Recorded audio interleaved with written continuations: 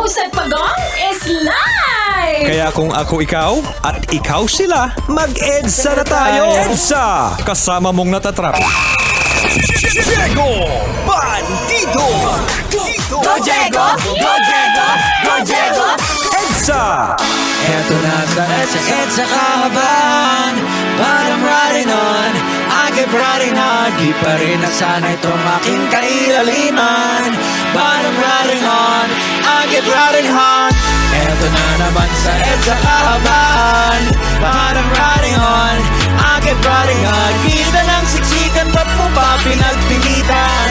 But I'm riding on, I keep riding on. Yo, mic check, 1, 2.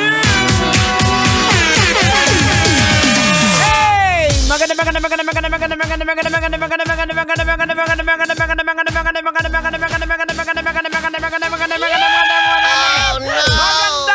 Metro and Mega Manila. It's a beautiful Friday evening. Maraming salamat sa pagkinig. Of course, you are still locking right here on Metro's number 1. This is 90.7 Love Radio. Kailangan pa bang i-memorize yan? Basic! Basic na nakatutok sa atin. Maraming salamat. Oy, batiin lang natin. Big shout-outs there sa lahat ng mga nakikinig sa atin. Kay King Jam Torres. What's up? Big shout-out as well sa DJ Jam Munting Parisan. Diyan sa may West Rembo Tagig. Lalong-lalo na kay DJ Jam. Salamat sa pakikinig, bro. At sana nag-i-enjoy kayo din sa pakikinig dito sa programang EDSA. Alright, mga kabisyo, eto na.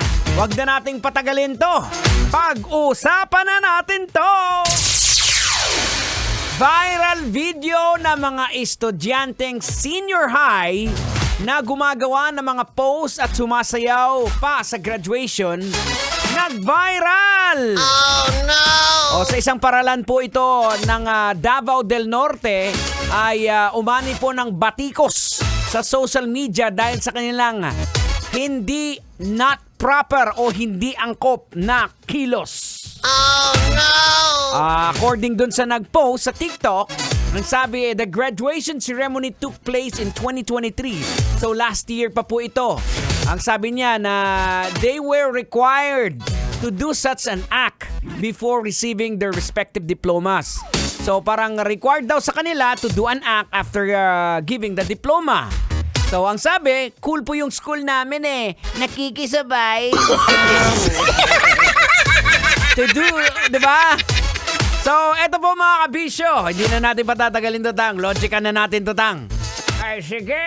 Panatan mo na yan. Logican mo na yan para mahimas-masan. Logican na yan! Logican na yan! Alright, mga kabisyo. Logican na yan. Anong leksyon ang ating mapupulot? Anong aral ang ating madudukot? Naabangan mo to, ano? Kailangan ba bang i-memorize yan? Basic boards, eto na naman ang hindi basic. Oh no! Diba?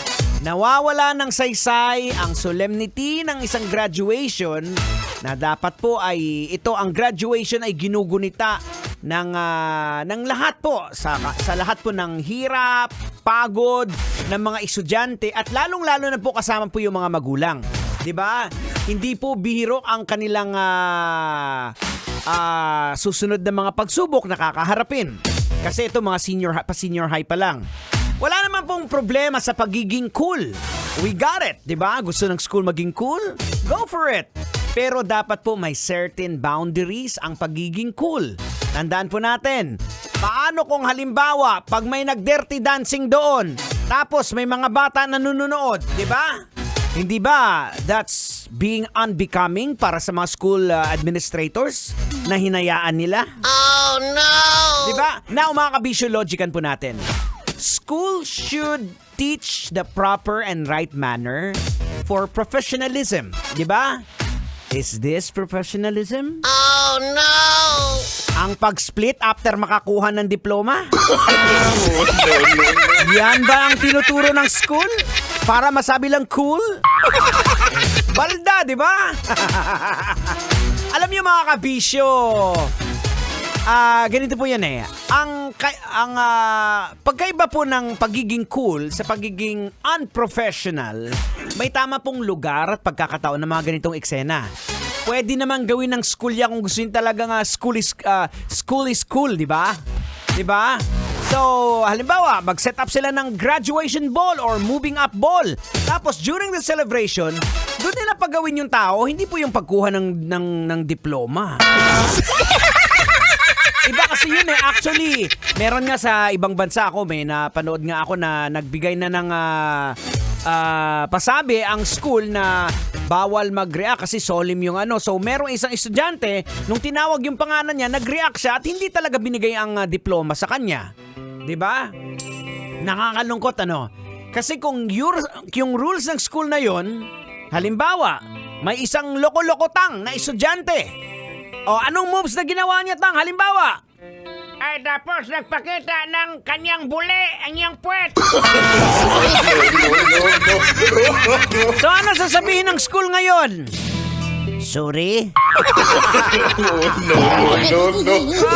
Maloy. Well, we hope that we learn from that.